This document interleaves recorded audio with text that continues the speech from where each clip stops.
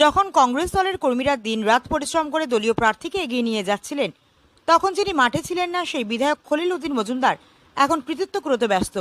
এ যেন অন্যের গাওয়া গান নিজের কণ্ঠে চালিয়ে দেওয়ার মতো অবস্থা।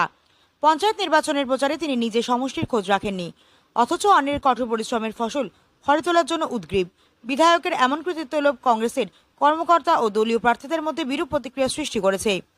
কাটিগড়ার 4টি জেলা পরিষদ আসনের মধ্যে 3টি আসন কংগ্রেসের দখলে আসবে বলে জোর গলায় দাবি করেন কাটিগড়ার বিধায়ক খলিল উদ্দিন মজুমদার।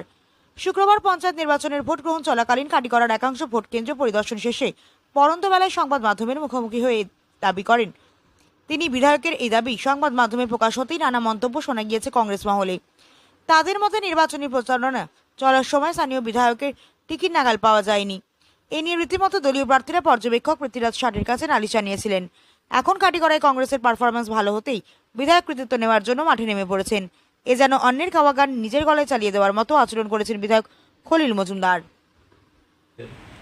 আমাদের আঞ্চলিক এপি এবং জেলা পরিষদ কেন্দ্রে এর মধ্যে আমাদের কাটিগড়া সমষ্টির মধ্যে 4টা জেলা পরিষদের মধ্যে আমরা 3টা 100% জয়ী থাকবো এবং একটা হাড্ডাহাড্ডি কন্টেস্ট থাকবো এবং বিভিন্ন আঞ্চলিক আমরা জিতিমু।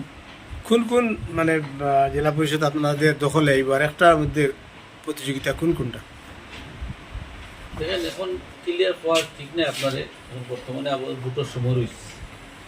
এই হিসাবে আমরা মেনলি হইলে আমরা 3টা 100% জয়ী এবং একটার মাঝে ফুল কম্পিটিশন থাকবে।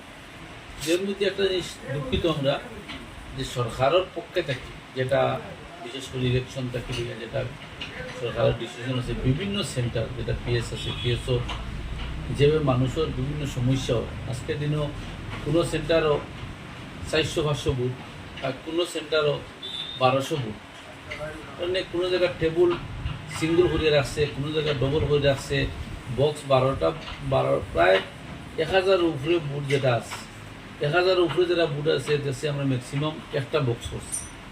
এখন পর্যন্ত আমরা বর্তমানে 450 মতো যোগাযোগ করে কোনো 400, 300, 450 বুথ কাজ করছি।